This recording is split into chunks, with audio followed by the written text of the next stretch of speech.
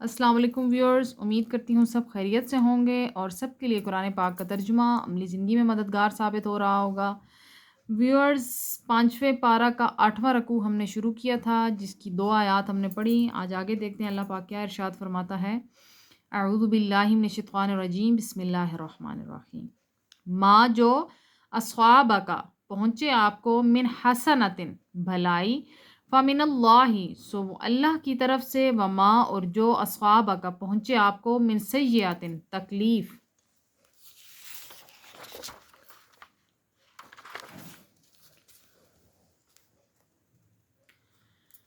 فمن نفس کا سو وہ آپ کی طرف سے، وہ ارسلنا کا اور بھیجا ہم نے آپ کو، للناسی لوگوں کی طرف، رسولن رسول بنا کر، وکفا اور کافی ہے، باللہ اللہ تعالی، شہیدن گواہ۔ اللہ پاک کیا ارشاد فرما رہا ہے کہ جب کوئی نیکی پہنچ، یعنی منافقین کے بارے میں بتا رہا ہے کہ جب کوئی نیکی پہنچے تو اللہ کی طرف سے، اور جب کوئی پریشانی آئے تو وہ نبی کی طرف سے، آپ کی طرف سے، جبکہ ہم نے تو آپ کو رسول یعنی پیغام دینے والا بنا کر بھیجا ہے۔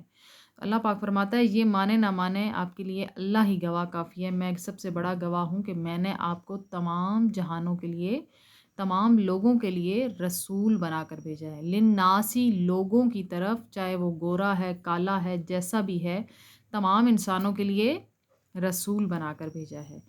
من یطع الرسول، جس نے اطاعت کی رسول کی، فقد اطاع اللہ، تو یقیناً اس نے اطاعت کی اللہ کی، وما تولا، تو جس نے منہ پھیرا، فما، تو نہیں، ارسلنا کا ہم نے بھیجا آپ کو، علیہم ان کا، حفیظاً پاسبان بنا کر۔ ابھی اللہ پاک نے 2 ٹوک الفاظ میں صاف صاف کہہ دیا کہ جو رسول کی اطاعت کرے گا، جس نے رسول کی اطاعت کی تو پس اسی نے اللہ کی اطاعت کی، تو پھر جس نے منہ پھیر لیا تو اس کی طرف ہم نے آپ کو نہیں بھیجا، یعنی اس کا ذمہ آپ کی طرف کچھ بھی نہیں ہے۔ پھر اللہ پاک جانے اور وہ انسان جانے، وہ پھر خود ہی اپنی سزا کا مستحق ہے۔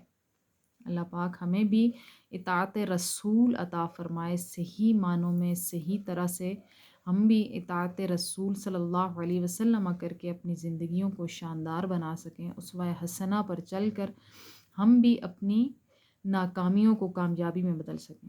آمین، وآخر دعوانا الحمد للہ رب العالمین۔